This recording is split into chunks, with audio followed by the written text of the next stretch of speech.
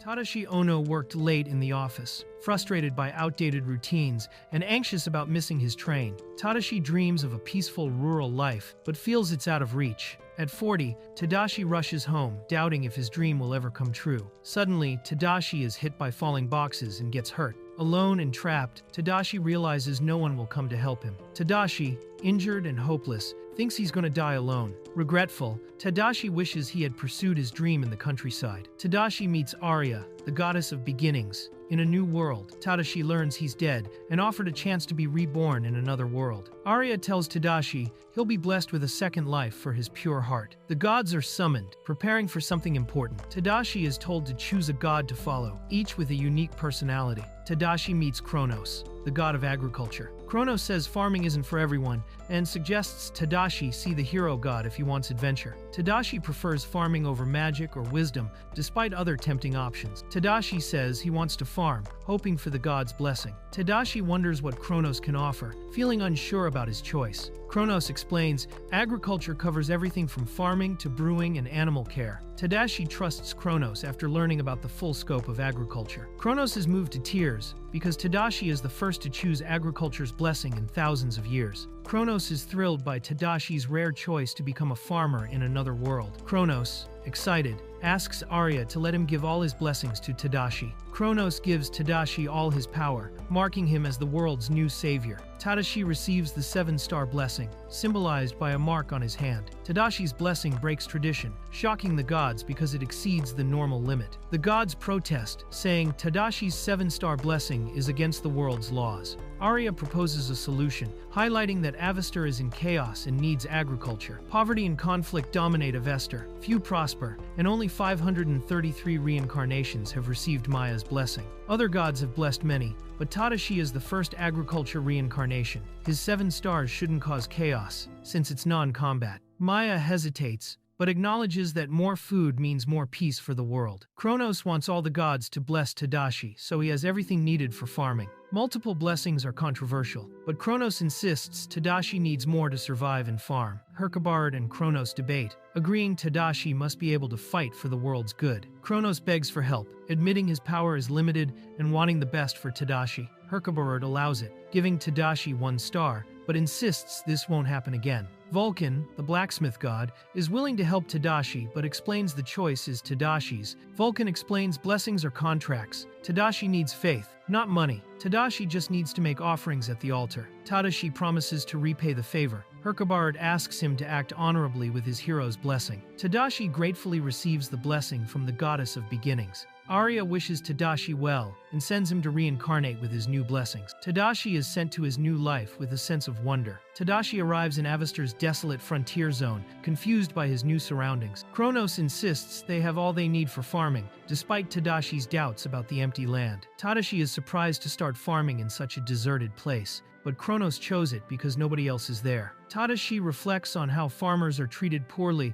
and dislikes the idea of high taxes and suffering. Kronos avoids Tadashi's suffering by choosing the outskirts, lands abandoned by God, where peasants suffer most. Tadashi's arrival ends the curse on the land, but the area remains harsh, poisoned, and uninhabitable for ordinary people. Tadashi hesitantly prepares to touch the poisonous river to use his new blessings. Tadashi tries the river water after touching it and finds it tasty, surprised by the result. Tadashi's blessing purifies the water and restores his health and youth. Kronos gives Tadashi a magical bag that holds a lot and keeps items fresh, perfect for farming. Kronos admits he took the bag without permission, but promises to apologize to Mia. Tadashi plans to thank Mia with an offering, stores water in the magical bag, and prepares for safe drinking water and farming. Tadashi improvises, using the magical bag to store water, since he lacks cups or pans. Tadashi catches a huge fish from the bag, surprising everyone and securing his food. After gathering what he can, Tadashi prepares to search the forest for more supplies. Tadashi uses his blessings to identify seeds and finds a steel-tough magical tree in the forest. Tadashi finds the rare Elysia herb, named after the goddess of healing and unexpected jackpot. Grateful, Tadashi decides to start growing the Elysia herbs. They begin by plowing and watering the soil. Tadashi makes a digging stick and eagerly prepares to start the farm with Kronos. Excited, Tadashi takes his first step and starts cultivating the land with determination. Tadashi's powerful first dig shocks Kronos with the force and scale of his cultivation. Tadashi's first dig sends shockwaves across the ground, stunning Kronos. This dramatic start shows Tadashi's hidden strength and marks the beginning of a new adventure. Tadashi's touch instantly transforms barren land into fertile soil, astonishing Kronos with his devotion. Kronos is amazed. Tadashi's pure wish and rare blessing create a miracle. Tadashi's heartfelt wish brings hope. He waters the transformed soil, ready to farm. Tadashi sows seeds. The soil turns rich, and plants sprout instantly, stunning everyone. Kronos senses divine power. Tadashi's blessings make crops grow in 3 days.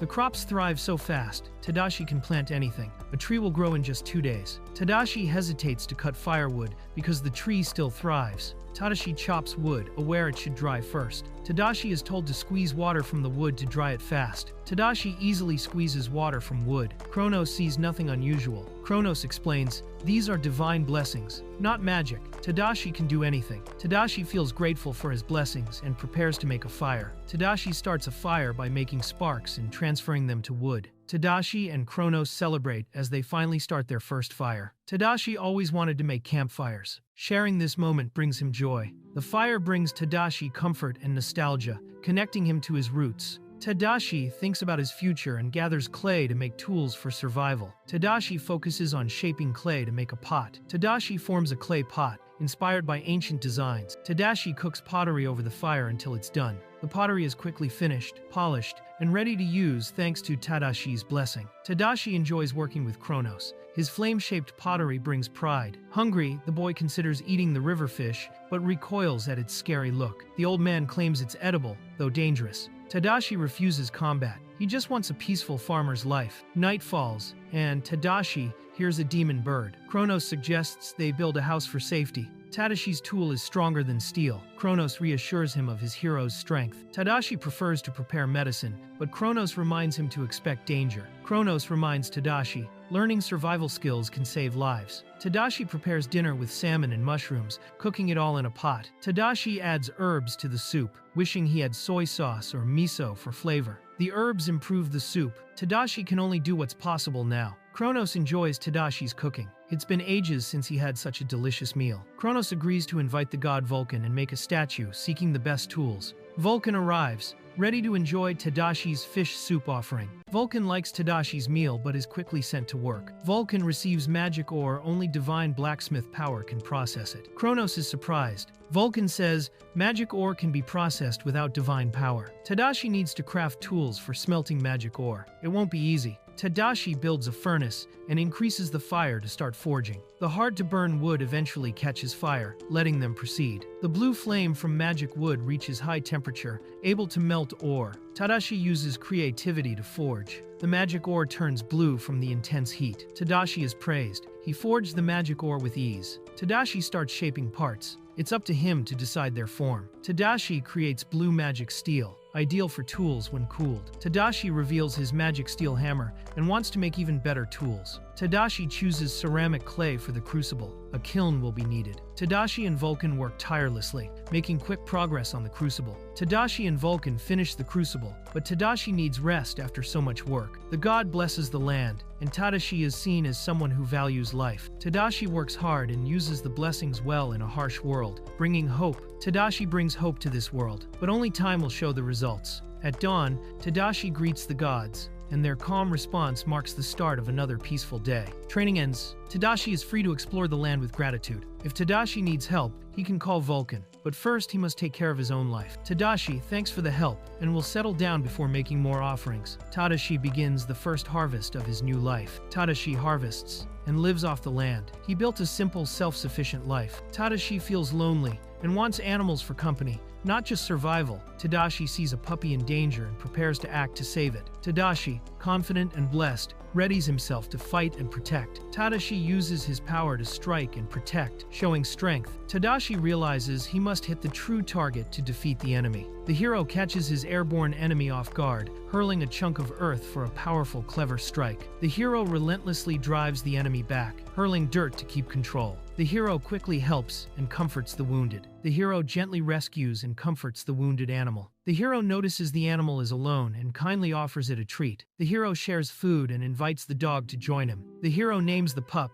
and happily decides to take him home. The pup is named Kururu and warmly welcomed his family. The hero's supplies grow, but he still lacks variety and seasonings for a healthy life. The hero decides it's time to explore beyond the farm. Kururu grows up. The hero stays ready for anything. The hero and Kururu set out to gather salt and seasonings. Kururu offers the hero a ride. They race off together. Kururu carries the hero as they dash ahead together. Together, they reach the ocean's edge, ready for adventure. The hero praises Kururu for the quick journey. The ocean looks normal, but the water is still dark and murky. The hero finds the sea tasty and fit for making salt. Tadashi talks about making a salt field and explains how to boil seawater to get salt. Kururu listens, then leads him to a pile of shells and abalone, surprising Tadashi with the unexpected find. Tadashi marvels at the huge catch, amazed to see even lobsters among the haul. The hero discovers and cooks strange, tasty seafood. He enjoys the delicious, sweet, salty seafood. The hero cooks seafood so Kururu can enjoy it too.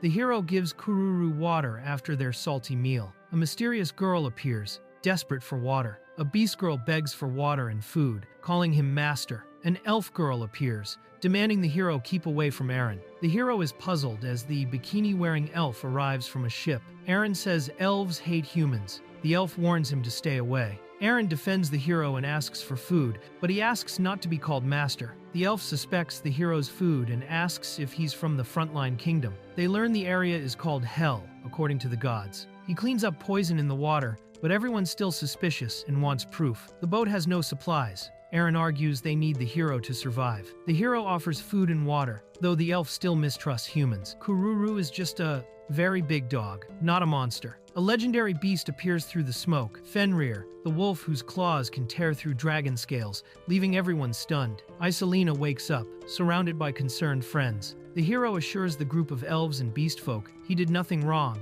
and listens to their story. He gives her Elysian herb water to regain strength before leaving. He calmly treats her fever and dehydration with Elysian herb water. The heroine realizes he's generous and may be trustworthy after recognizing real Elysian herb. He helps her recover and magically makes grass grow on the sandy beach. She is shocked he can work miracles and has a legendary beast with him. She notices his mark, reveals 9 stars of blessings, an extraordinary sign. The Queen of the Sea Elves, Isolina Ariadne, apologizes and introduces herself. Isolina clarifies she's just the Sea Elf Chief, while Ono introduces himself. He says he's just a farmer, not a famous knight or sage. Aaron explains the master has a farming blessing that makes things grow abundantly. Aaron encourages Isolina to eat, explaining food is needed for strength. Isolina reassures there's no poison and decides to eat, quoting a local saying. Isolina thanks Tadashi for the meal. Isolina kneels and asks to become his slave. Tadashi is shocked and confused by Isolina's request. Tadashi is stunned and asks what Isolina means by her request. Tadashi refuses to make anyone a slave, but Aaron volunteers anyway. Tadashi denies being a slaver, but the girls insist, fearing they'll be sacrificed otherwise. Tadashi denies that humans want to enslave elves or beast women,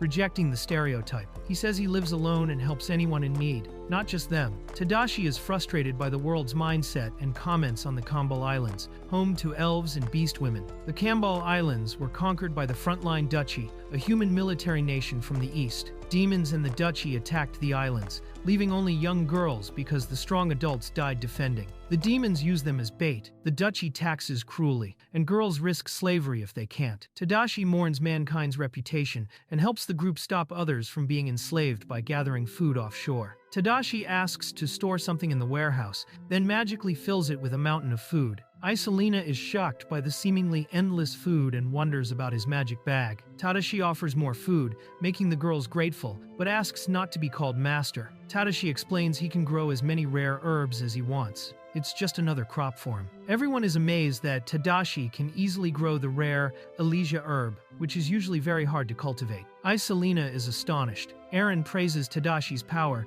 and he lets them take as much as they need for the injured. With the Elysian herb, Isolina can create the best healing elixir, and she's eager to demonstrate her skills, Iselina uses the Elysia herb to create a powerful healing elixir, invoking the goddess's blessing. Iselina presents Tadashi with an elixir, the universal cure, and promises to keep making them as thanks. Everyone is impressed by both the elixir and the glass bottle, but Tadashi says making glass only requires sand. Asha, skilled in glassblowing, offers to teach Tadashi glassmaking, impressed by his reputation. Asha agrees to teach, but Tadashi needs fuel and tools for glassmaking. Tadashi promises to build the furnace and gather all needed supplies. Tadashi quickly makes bricks. His blessing boosts production speed. Tadashi builds multiple furnaces with ease, amazing everyone by his many blessings. With shells and seaweed, Tadashi gets ready to make glass. Tadashi identifies the seaweed and plans to use it for both glassmaking and soup. Tadashi notes Japanese eat seaweed and recognizes several sea products. They plan to grow sea cotton and rubber for clothes.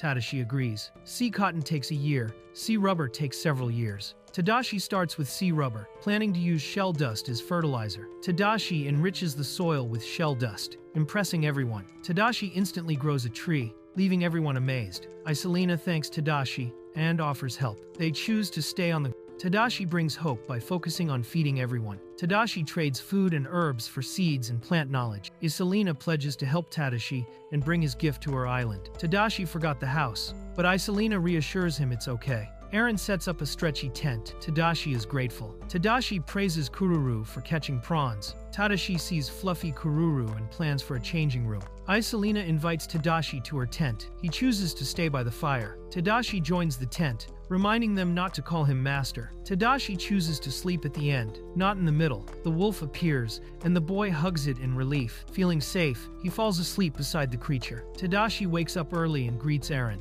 Eren says Tadashi should sleep in the middle to avoid trouble with Iselina. Tadashi asks not to be teased. Others think it's good for him. Tadashi learns a natural glue made from bones and skins is used for the tent. Tadashi loves making things. Eren prefers fighting, having fought a shark. Iselina apologizes for her morning look. Tadashi hands her a drink and teases her. Iselina says goodbye, promises to bring food, and thanks Tadashi. Tadashi asks for equal help. Iselina thanks him. Tadashi feels compelled to repay his blessing and help others. Iselina leaves Asha and others to help Tadashi, who thanks her. Tadashi says goodbye. Barry worked in the fields. Laura is a seamstress. Tadashi realizes they all only have bikinis. Barry agrees regular clothes are better for sun and work protection. Tadashi decides to start by planting a forest. Tadashi tills, Barry plants and waters, seeds sprout quickly. The forest is done, Tadashi says. Anyone can grow crops if the field is plowed. Tadashi plans to dig a well, but Barry misunderstands his intent.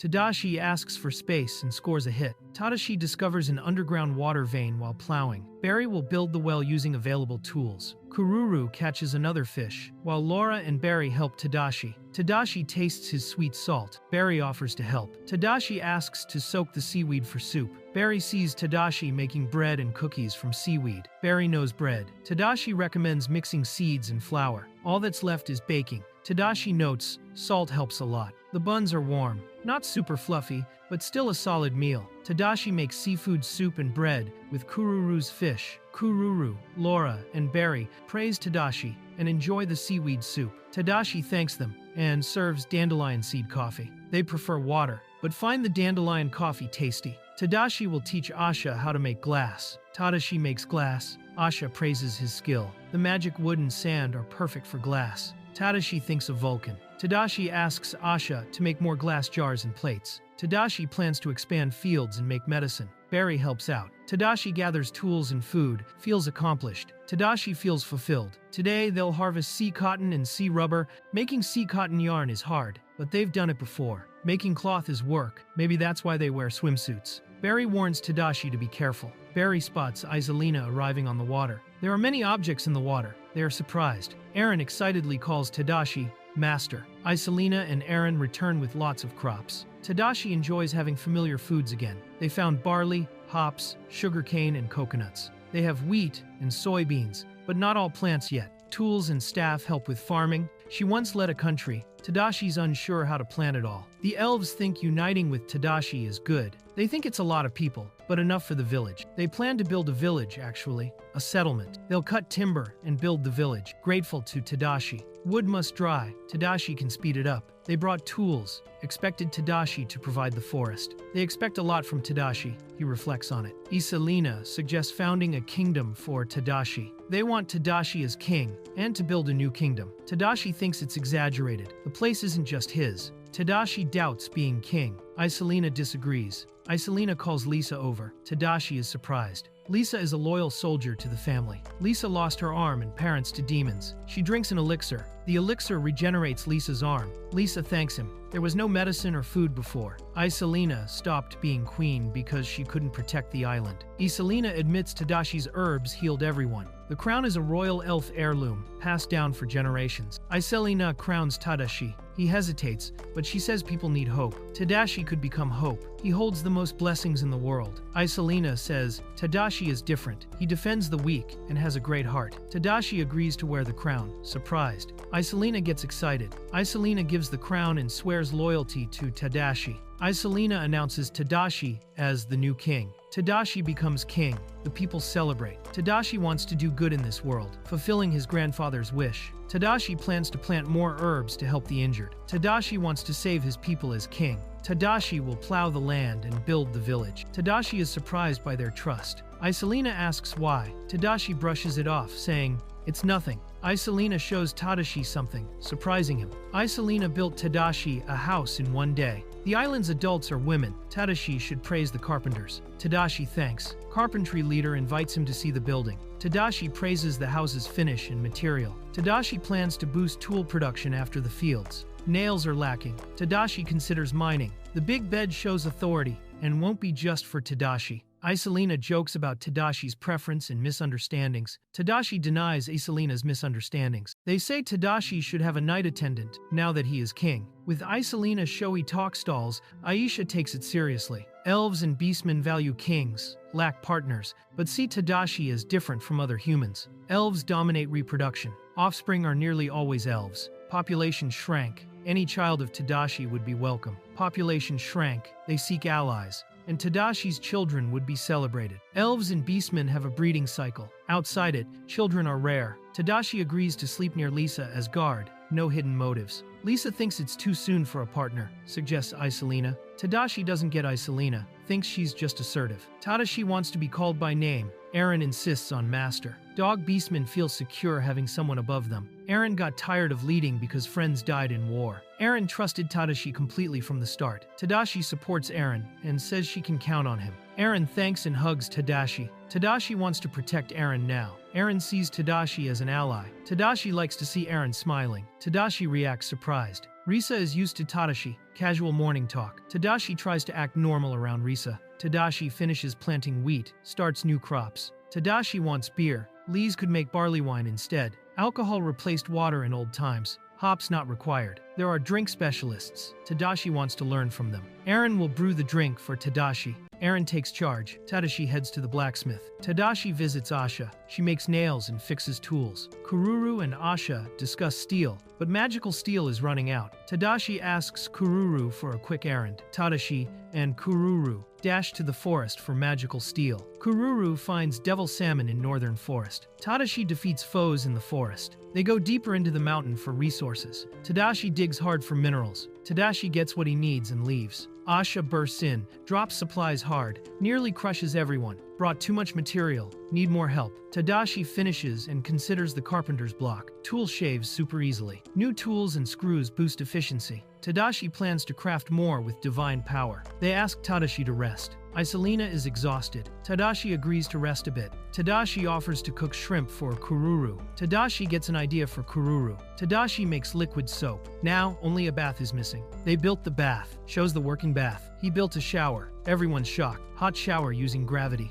Bath done. Everyone's going in. Tadashi relaxes in the bath. Tadashi feels reborn after the bath. Everyone got in the bath. Enter without swimsuits. They force Tadashi to strip. Startled, Isalina screams and covers herself as a teasing voice calls out to her. Aaron is scolded. Tadashi tells them to wash. Riza apologizes for Aaron. They talk about Aaron and a hard past. Islands used as a base for attack. The commander was strong and terrifying. Riza lost an arm in that war. Kingdom made a deal for safety but acted cruelly. Riza praises self-control, apologizes. Riza calls Tadashi dignified and charming. Riza thanks and is happy for the compliment. Tadashi understands but wants rules. Wedding ceremony with flowers completes marriage. An elven custom, few men, women are the ones who propose. Island wedding is a grand celebration with cake, rings, and dresses. Tadashi said he'll marry all of them. Tadashi says he didn't promise everyone, but no one listens. Riza thinks she'll be busy. Tadashi starts preparing the wedding. Tadashi thinks about rings and cake, but gets bad news. Asha finds gems for the rings. Diamonds and rubies found in the ore. Ring problem solved. Asha asks to handle the rings. Asha promises perfect rings. Need milk and eggs for the cake. Tadashi rides Kururu. Kururu takes Tadashi running into the forest. Kururu is growing stronger. Something is nearby. Found giant cows and chickens. Tadashi offers to raise them. Kururu tames them with a roar. Tadashi trades care for milk and eggs. Tadashi leads the tamed animals. Tadashi starts his farm. The elves are shocked by the farm. Tadashi finishes the coop and starts planting. They doubt beasts can be tamed. The beasts are intimidated by Fenrir. They suggest beasts for strength. Plan to use beasts for defense. Tadashi shows huge milk and eggs. Taming was easy, but not approved. She shows a wedding dress. Praise for Laura, making the dress. She made a wedding ring. Asks to try bread from the oven. They praise the freshly baked bread. New alcoholic drinks? Let's drink. They enjoy cold beer with rich flavor. Here, blessings and magic are ordinary. Magic heats or cools food easily. Need whipped cream and butter for cake. She asks if he'd marry anyone. She reveals she has a child. Mal, 28, lost her husband in war. He died protecting the hero, Aaron. That's Petty, Mal's daughter. She asks about marrying so soon. Raising kids is her duty. He says Petty can call him dad. Everyone thanks him and smiles. Everything is ready for the wedding. The village became a town. Now, there are many dishes. She calls out to Tadashi. The brides have arrived. He'll marry all of them at once. They ask if they look weird, but he says no, just accepts it as their custom. The king would accept if they became friends. He denies the rumors but likes being wanted. Prepare a warm meal for the god. The sun shines brightly. They manage to make booze, made friends, and they wait for him. The dwarf drinks deeply and smiles, pleased with the booze. They're nice people, and the food is good. Gods come eat here. It was another mistake. The gods came themselves. They came to thank for the food. They came by choice. Since you came, eat up. Kelp broth tastes great. Oxtail soup, rare blessing. Healing goddess, just watched. Elysia, it was your luck. I'll join too. Thanks. A goddess startles, her eyes fixed on a flustered Lady Elysia. With a knowing smile, she finally asks, "You're one of my believers, right?" The goddess's encouragement for continued faith left Elysia completely overwhelmed, feeling utterly unworthy of such direct words from her deity. Tadashi is flustered when a god reminds him that his magical beast, Kururu, was a gift from the monster god, Ord. The monster god Ord makes a sudden entrance, appearing as a small dragon. After learning from Kronos that the dragon god Ord eats anything, Tadashi promptly offers him the entire pot of food. To Tadashi's amazement, the dragon god devoured the entire pot in an instant, letting out a satisfied burp. As supplies run low, Mal is sent to get more food, while the boisterous dwarf god demands an entire barrel of booze from Tadashi. Tadashi dashes off to fetch the rum, much to the delight of the eagerly peeking dwarf god. Tadashi shyly announces his wedding plans to a delighted Kronos, as the other gods celebrate cheerfully in the background. Tadashi asks the gods to be witnesses at his wedding, and Kronos, the god of agriculture and prosperity, deems himself perfectly suited for the honor. Tadashi smiles, relieved that Kronos accepted, especially since he's the only sober god among them. The island witnesses its first wedding as Tadashi stands at the altar with all of his brides. Tadashi explains the ceremonial exchange of vows, flowers, and rings. Kronos finds the ritual itself novel, even in a world where polygamy is common. Prompted by Kronos to state his vows, Tadashi collects himself and prepares to speak. Overwhelmed as his brides rush to offer him flowers, Tadashi seals the union by placing a ring on a finger. With a blessing for their future lineage, Kronos pronounces them married, as Tadashi thanks him and the brides celebrate. During the celebration, another god suggests giving a wedding blessing. Kronos interrupts with a shocking proposal to grant Tadashi an additional star. Despite accusations of being petty and warnings that more blessings would disrupt the world's order, the goddess Maya simply smiles and happily agrees to proceed. The goddess announces her blessing, a star for each of his wives, stunning the crowd and moving the brides to tears of joy. While one god protests,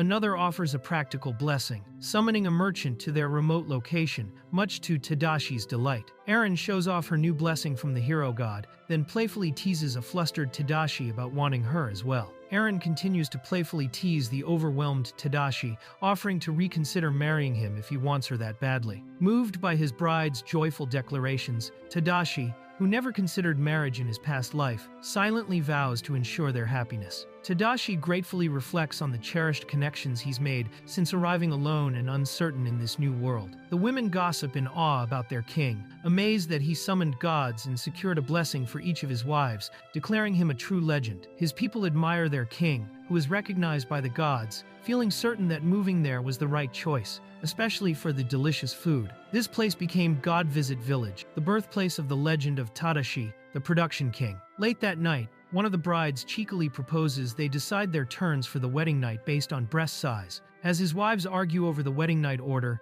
an exasperated Tadashi suggests they should all just go to sleep. A beast girl's attempt to ask a question is instantly rejected by another wife, leaving Tadashi bewildered. Flustered by questions about his experience, Tadashi defers to the more knowledgeable Mal, who confidently takes the lead. A pale Tadashi suggests a practical solution. He and the experienced Mal will go first as a demonstration for the others. Tadashi's desperate plea to begin with only one wife is dismissed. A new plan is formed involving two of them at once, leaving him completely overwhelmed. A blushing Tadashi resigns himself to the compromise, shyly asking them to be gentle. Despite his wife's gentle lead the night before, Tadashi wakes up the next morning, flustered and worried he did something wrong. Mal's bashful but intense feedback leaves Tadashi utterly baffled when she calls him dangerous. Mal frantically warns Tadashi that his overwhelming strength is dangerous, leaving him to sweat nervously over the side effects of his divine blessing. Despite everything, the new kingdom continued to grow and prosper. The rapid prosperity of Tadashi's kingdom,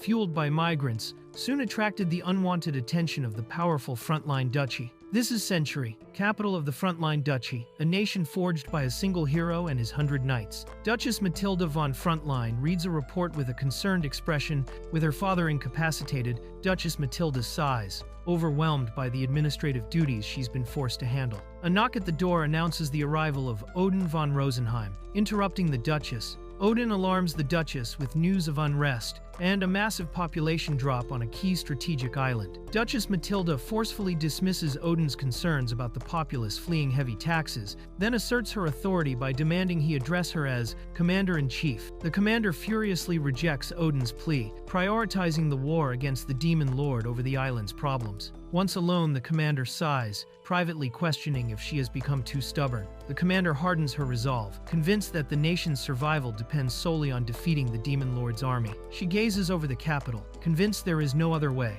Tadashi works tirelessly, pouring all his energy into cultivating the vast fields. Tadashi surveys his expanding kingdom, its population now over 5,000 and growing daily. Interrupted from his thoughts, Tadashi knows that no matter how much he expands the fields, it still won't be enough for his people. Iselina rushes in on her mount, Kururu, to deliver some urgent bad news to Tadashi. Iselina frantically announces the arrival of new dwarf and Kate Sith migrants, but Tadashi seems surprisingly unfazed by the news. Baffled by Iselina's insistence that the situation is dire, Tadashi agrees to meet the new arrivals, unaware of a curious newcomer peeking from behind. The leader of the Kate Sith merchant caravan confidently presents herself to Tadashi, leaving him and a flustered Iselina completely stunned. The Kate Sith introduces herself as Shinku, president of the Cat Ears Trading Company, a name that Tadashi finds quite amusing. Shinku proudly explains that their memorable trademark is their adorable cat ears and tail. A sudden question about his reincarnation leaves Tadashi completely stunned. Shinku reveals the goddess Maya sent her. Tadashi grants her permission to survey the land, then departs to meet with the dwarves. They split the tasks. Iselina agrees to guide the merchant, Shinku, leaving Tadashi to deal with the dwarves. Riding Kururu, Tadashi rushes off to meet the waiting dwarves. Tadashi arrives to find a group of dwarves, whose leader steps forward to confirm that he is the king. The dwarf leader introduces himself as Oberon, confirming he has come from the great mine of the frontline Duchy. The dwarf leader is stunned to learn that Tadashi was personally taught by the god of smithing, an honor even he, a master craftsman, has never received. Tadashi offers the dwarves land and resources to build a new mining village in the mountains. Trusting that the god Vulcan guided the dwarf to him, Tadashi reveals the valuable secret of the mountain's magic stones. Overwhelmed by such generosity, the dwarf leader passionately pledges his loyalty, much to Tadashi's bemusement. With a firm handshake, Tadashi and the dwarf leader sealed their alliance to build the new mining village. The kingdom expanded rapidly. A dwarven mining village was established in the north, while in the south, a trade harbor was built to support over 10,000 new migrants. As plans are made for a new riverside fortress to serve as the kingdom's base, Shinku calmly discusses future trade strategies. The Kate Sith merchant's proposal to prohibit magic steel exports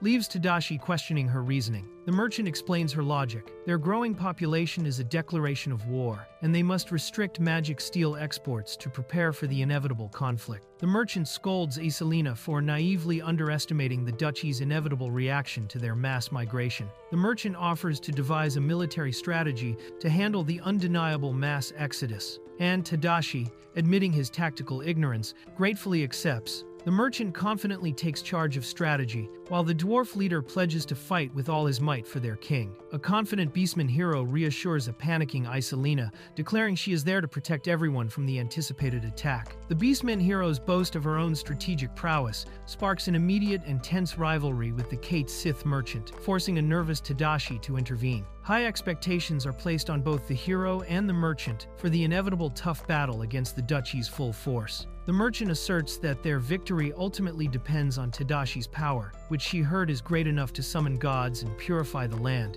much to his surprise. Tadashi humbly downplays his own abilities, expressing uncertainty about their mastery and practical use in a fight. The merchant reassures a skeptical Tadashi, confident that his power to enrich the land is a formidable weapon. Embracing his duty as king, Tadashi steels his resolve, ready to give everything he has to protect his people. At Century Castle, the Duchess erupts in fury upon learning the nation's vital mine has shut down. The Duchess panics as she learns the miner's disappearance will cripple the army's weapon supply, just as a visitor is announced. Odin interrupts the crisis by presenting a pot of steaming mushrooms, insisting they are relevant to the situation. Odin uses exotic mushrooms as proof that the migrants have found a prosperous new nation, but the Duchess furiously denies such a place could exist. Odin informs the Duchess that their investigation has confirmed the establishment of a new kingdom in the frontier. Odin reveals that their missing citizens have fled to the frontier, a once hellish land, now made fertile by a mysterious production king. Enraged by the crisis unfolding on the eve of her counterattack, the commander's desperate search for a solution is suddenly interrupted. The vice-captain of the Celestial Star Knights offers a simple, brutal solution: send him to crush the new kingdom. Remembering the vice-captain's past atrocity of wiping out an entire village, Odin is pleased by this convenient and brutal solution. Despite Odin's protests, the Duchess entrusts the mission to Sir Graham, giving him a stern warning not to fail. With unwavering confidence, Sir Graham promises to meet her expectations. Upon arriving at the new settlement, Vice Captain Graham surveys the land, viewing the thriving migrant community as an easy target. Graham grins maliciously, viewing the runaway migrants' new home as an untapped source of immense profit. Graham rallies his troops, giving them permission to loot the village as long as they complete their primary mission of gathering intelligence. Graham surveys the unsuspecting village, eagerly anticipating the violent fun to come after the mission is complete. Finding the village eerily deserted, Graham is suddenly startled by a loud, booming sound. Graham is stunned with terror as a stampede of monstrous farm animals charges directly at him. The soldiers are thrown into chaos, viciously attacked by the giant chickens.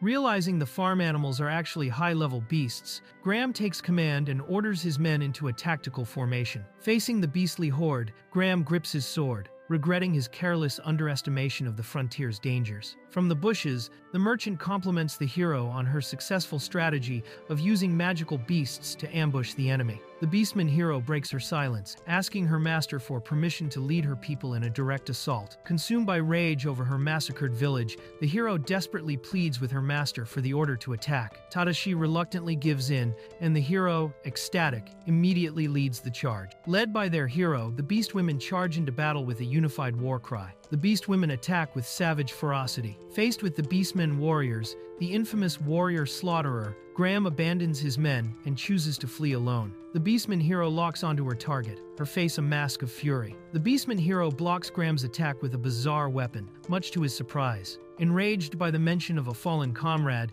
the hero fiercely clashes with Graham's magic sword. Fueled by vengeance, the hero's newfound ferocity stuns Graham, forcing him to consider using his trump card. Graham unleashes his trump card, a devastating acid blast from his magic sword. To Graham's utter disbelief, the hero effortlessly dodges the deadly acid blast. The hero reveals the source of her new power, a 4-star blessing from her master, which leaves Graham completely stunned. In defiant disbelief, Graham prepares to unleash his acid attack once more. Moving with blinding speed, the hero shatters Graham's sword and fatally impales him with the broken blade. With the fatal blow, the hero fiercely declares her vengeance for her fallen comrade. With a final roar of pure rage, the hero delivers the death blow. With a final disbelieving curse, Graham collapses, leaving the hero standing victorious over his fallen body. Tadashi rushes to the stunned hero's side, calling out her name in concern. Tadashi rushes to support the exhausted hero, his face etched with concern. Tadashi gently comforts the tearful hero, praising her for securing their hard-won victory.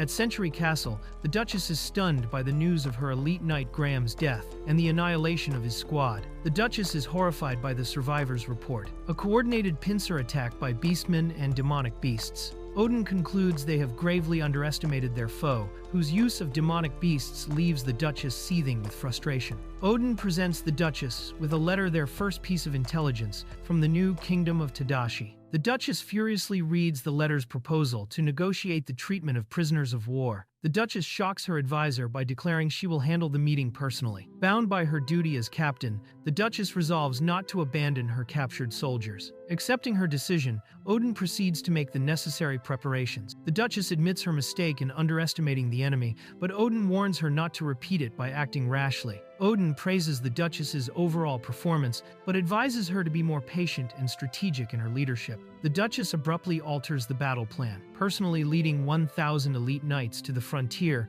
instead of proceeding with the larger, slower deployment. Resigned, the Duchess agrees to let Odin accompany her to the negotiation. Upon their arrival, the Duchess and her advisor are stunned to find the new kingdom has already built such an impressive port. Staring at the new port, she had only one question: just where did he get all the money for this? She suspected their lack of defense was a trap, unaware of the merchant Shinku's backing. She grew tired of the constant warnings about their demonic beast allies. The king himself casually greeted the duchy's representatives. They were enraged to learn the king was just a farmer. The 9 stars on his hand stunned them. The Duchess was stunned by his claim of having 9 blessings, but her advisor urged her to believe him. An unheard-of agricultural blessing was the only explanation for the land's impossible prosperity. Their terms were simple: the return of her knights in exchange for their nation's official recognition. She accused them of taking her people, but they insisted the citizens came willingly. He offered food supplies, but her pride demanded a trade agreement instead of charity. The refugees refused to return, declaring they had chosen their king. To his shock, they declared they were his wives. She offered them a deal: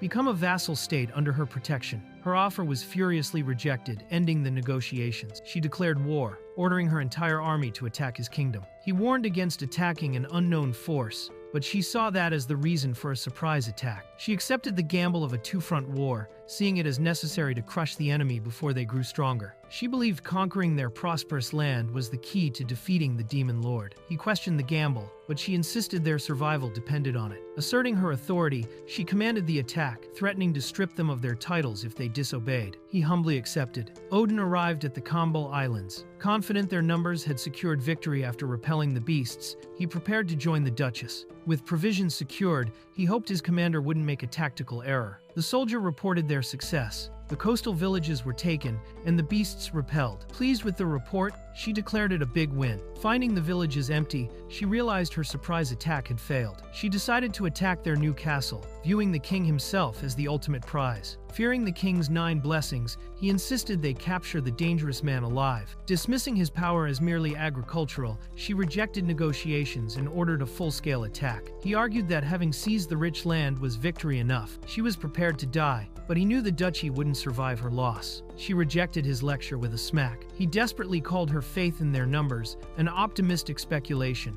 It was her final decision. The entire army would mobilize to take the castle. She ignored his final plea. He watched the brutal aftermath, regretting his grim predictions had come true. They watched the fleet of over 20,000 knights approach, confident in their fortress. She asked him what he would do. He was resolved to protect them, backed by their absolute faith in his victory. He vowed not to let the oppressors destroy the kingdom they built together. Ready to act, he was stopped by an attendant. She suddenly kissed him. She promised to become his wife if he won. He thanked her for the relief she gave him with her boldness. Determined, he declared he would do his best. He reflected that he had made it this far thanks to his comrades, Kururu, Shinku, Oberon, Aaron, and Iselina. The god of agriculture, Kronos, reminded him that his blessing could purify this forsaken, poisoned land. Using his blessing, he purified the poisonous river. Aboard the Duke's military ship, the Duchess was clearly startled. Monster fish attacked their ship, devouring the hull. Vicious monster fish attacked their ship. The poisoned river had returned to its legendary state. He realized this was the king's power, which would cripple their army. Fearing the river's fumes, she frantically ordered a retreat to the riverbank. Soldiers reported massive losses and requested immediate aid. Despite the peril, the Duchess refused to retreat. Ignoring his frantic protests, she charged forward. The Duchess attacked the king with her powerful shooting star spell. As the Duchess dropped meteors on them, Shinku prepared to counter. Shinku instantly created an absolute field defense. The Duchess laughed, knowing her attack overwhelmed Shinku's defense. The Duchess boasted about her overwhelming, reckless power. He realized the castle's magic steel walls couldn't withstand the impact. He grabbed the new hoe, forced to believe in its power. He prayed to Kronos for the power to stop the meteors. Riding Kururu, he unleashed the Starburst excavation cannon. Both the king and the Duchess were shocked that the power was not enough. He immediately unleashed the Starburst diffusion excavation cannon. The Duchess was utterly stunned by the sudden turn of events. He explained he simply tilled the meteors, causing them to burn up. Stunned, she demanded to know his true profession. He proudly declared he was a farmer. Despite the Duchess's protests, her advisor insisted they surrender. Faced with their defeat, her advisor declared the battle lost. He pointed out their devastating losses, blaming her hubris. The king offered a deal: stop fighting, and he would restore the river. Iselina offered to treat the poisoned soldiers with elixirs. The king offered to save their enemy soldiers if they promised to stop fighting. The advisor swore on the god of wisdom to surrender and accept all conditions. The advisor guaranteed the surrender with a death oath, and the king agreed to purify the river. The king ordered the suffering soldiers to be treated, asking everyone to stop the conflict. The advisor revealed his secret order to kill the Duchess if she risked the duchy's destruction. Calling her his daughter, the advisor apologized before attempting to strike her. The crying Duchess questioned her choices as her grandpa apologized and prepared for death. The king interrupted the dramatic scene, telling the advisor not to kill the Duchess. The king smiled, offering forgiveness without demanding the Duchess's life. Shinku agreed. The Duchess was worthless, but sparing her avoided future trouble. The advisor admitted their duchy was broke and offered the Duchess's head as an apology. The king asked for the return of the Campbell Islands instead. Shinku added the demands: kingdom recognition, a peace treaty, and a trade agreement. The advisor accepted the terms and offered his head again, but the king told them to rise. Grateful, the advisor immediately promised to withdraw their troops. The king worried about their well-being as they left. The conflict settled, the king smiled, and thanked his delighted comrades. Peace had finally returned. With the conflict over, he returned to farming. Peace returned, and he paused his farming for a break. The advisor sent materials to compensate the king,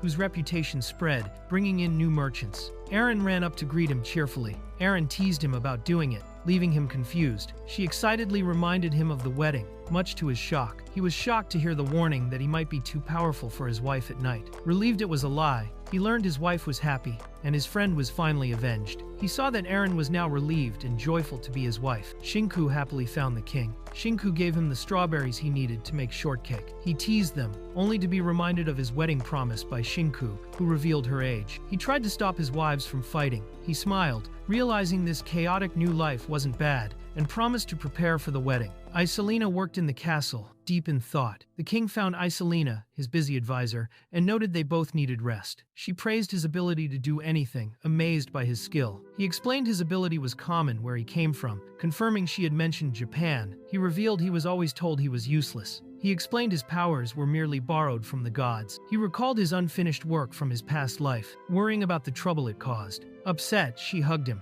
realizing he still worried about the people who hurt him. Iselina cherished his hands, saying his kindness saved her. She told him how happy his help made her, but he called it natural kindness. She insisted his kindness wasn't normal, relating it to the blessings given to reincarnated heroes. She asserted that no hero had a heart as kind as his. She confessed she was drawn not to his power, but to his kindness. She had trusted him since he proved his sincerity with the rare herb. Iselina kissed him, confessing she was simply a lonely girl drawn to him, only for Aaron to burst in and tease them. Aaron teased them, then asked for alone time with the king, who suggested telling everyone. Blushing, she asked if he was ready. She surprised him by revealing beautiful lingerie. She explained she ordered lucky underwear from the merchant company. He noticed the mismatched colors, and she became flustered. He apologized, but she confessed her feelings, fearing she was too hasty. She directly expressed her desire for his children. Embracing him, she confessed her love, and he returned the sentiment. He looked at his sleeping wife, content with the wonderful kingdom he had created. Weeks later, the exhausted young wife called out to the king. He apologized to his exhausted wives.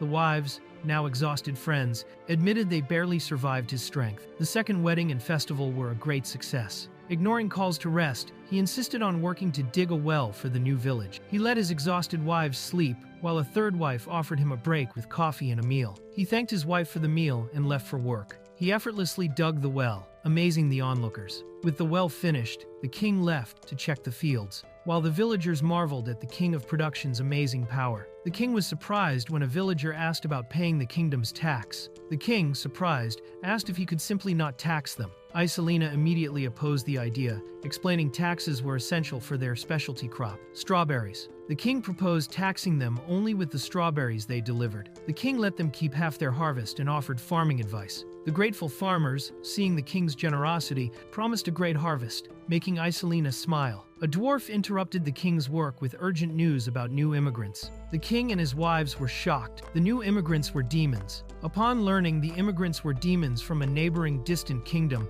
Iselina insisted they be chased away. The king gently thanked Kururu, who helped secure the demons in the warehouse. The king was shocked to learn the demons were actually vampires. A vampire, the demon king's servant, threatened the king by revealing they suck blood to kill. A vampire, the demon king's servant, asked if he was King Tadashi, claiming they don't kill humans. The vampire, Fujika, revealed they were the last remnants of the demon kingdom. Fujika explained the demon king was dead, their kingdom collapsed, and they were the only survivors. The king was shocked to learn the neighboring demon kingdom had already fallen. Knowing he was a merciful king, the demons desperately begged him to save their princess. Moved by their plea, the king ordered Iselina to use the elixir to save the distressed demons. Iselina protested against helping the man-eating demons, but the king insisted on healing their wounds. Iselina, recalling her comrades were killed by demons, angrily warned the king not to trust the vampires. The vampire stated that the attackers were with Demon Duke Velon,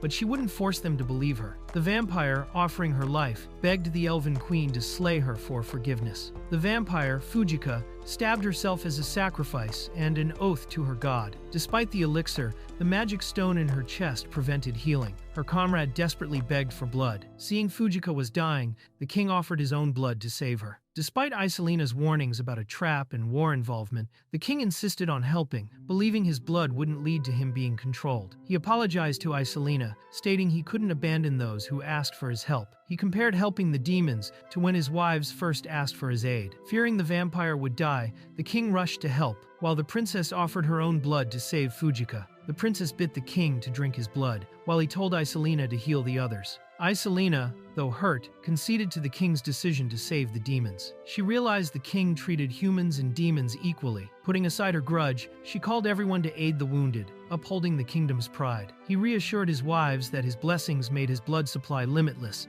despite their fear of his recklessness. He believed his powers were for saving people, inspiring Iselina to offer her own blood. Moved by the sacrifice, other wives offered their blood, while the recovering vampire vowed eternal gratitude. The vampire offered the king the demon king's sword, the Crimson Lotus, their last hope. The princess, who witnessed her father's death, apologized and confirmed she was leaving with the king. The king welcomed the princess, promising protection, then asked for information on the powerful demon Duke Velon. The vampire offered all her help, but the king suddenly asked why they wore adhesive bras. The vampire explained the adhesive bras were magic-resistant battle gear. The flustered king quickly left to make food. Faced with a large meal, the king decided to use the demon king's sword in his cooking. He instantly turned the meat into delicious roast beef, using the demon king's sword, stunning the vampire. The vampire was horrified. He used the sacred sword for cooking, but then admitted the food was delicious. His wives, surprised by his peaceful power, said that's just how the master is.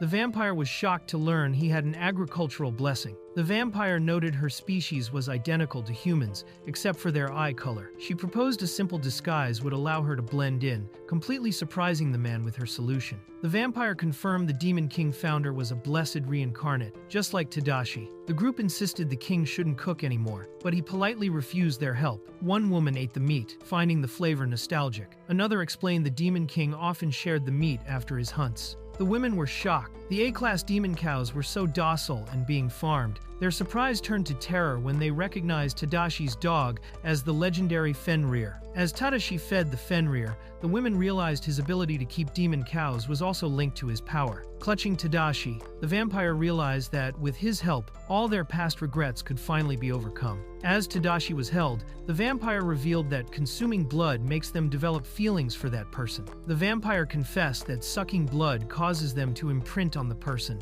and that they only consume it to replenish stores or conceive children, shocking Tadashi. Tadashi worried about the sudden attachment, but the vampire assured him the feelings were temporary. He was then shocked by the sight of couples rapidly forming everywhere. The vampire mentioned the king's many wives, and he denied the rumors, insisting he only acted intimately with them. The vampire looked disappointed, and the king quickly announced he was done cooking, asking for help, calling everyone over. The king presented a steak and medicinal soup, amazing the vampires with his cooking. Tadashi, flustered, insisted he wouldn't pursue them. As more people arrived, one of the wives instructed everyone to line up, while another desperately cried out for Tadashi to save her. Chapter 15 introduces a mining village near the royal castle, where various bathhouses were built for the hard-working residents. Tadashi declared that the iris petal bath was incomplete without elixir water. The women invited everyone to enjoy the bath, which included added fruit for scent. Enjoying the bath, the women declared it paradise, and a unique luxury of the Tadashi kingdom. Tadashi, relaxing in the bath, thought about the vampire's wounds and decided to let them use a separate bathhouse with elixir grass to heal their fatigue. A group of women, including the vampire princess, burst into the bath. Tadashi asked why they weren't wearing their bras, and one jokingly offered to remove them in front of him. One woman pointed out that baths are usually entered naked, making Tadashi concede her point, though he remained flustered. The vampire calmly stated the new situation was expected. Tadashi, though overwhelmed, admitted he expected her to join him. Tadashi pulled a lever, shouting, "Mysterious steam generator activate," and released a massive burst of steam. Tadashi explained the steam generator was originally for a sauna, but was repurposed as a secret bath weapon. The women enjoyed the comfortable steam, while Tadashi turned to the vampire, Fujika, and demanded she stop the farce. Tadashi confronted the vampire, stating she came to discuss the Demon Kingdom's affairs secretly in the bath. The vampire praised Tadashi's insight. He attributed it to his past life as a corporate slave, where reading faces was essential. The vampire stated that the Demon Kingdom is the Avestor continent's western region,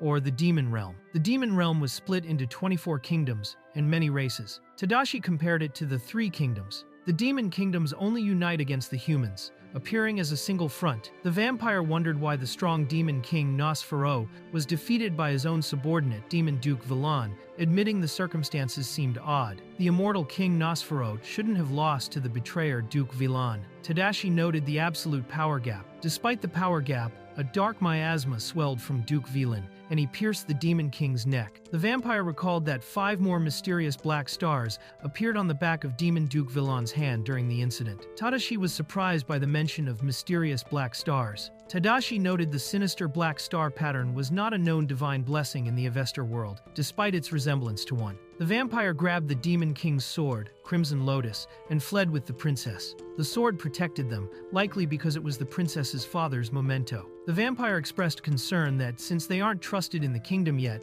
they should quickly show they are under the king's protection. Tadashi resisted the vampire's seduction, stating he had his wives, though he was flustered when one of them was called Charming. The vampire asked to be his concubine, but Tadashi refused, insisting on proper marriage. He then quickly left the bath. The women agreed to enjoy the bath while Tadashi yelled he wasn't romantically interested. Tadashi complimented Iselina on her work, noting he was almost dragged into the tent with her, before addressing everyone. Tadashi suggested using the nearby mining village as a secret defense base to observe the demons in the mountains. They discussed intelligence, with Lisa suggesting counterattacking the exhausted demons. Tadashi found Fujika's data valuable for the frontline duchy. Shinku revealed that Fujika said information was leaked from the rat-filled duchy's army. Tadashi suggested sharing the intelligence only with Odin. Shinku worried about the duchy's army weakening. Tadashi offered to talk to Odin during a delivery. Tadashi worried about facing the Demon King's army alone if the duchy fell. He ended the discussion to sleep,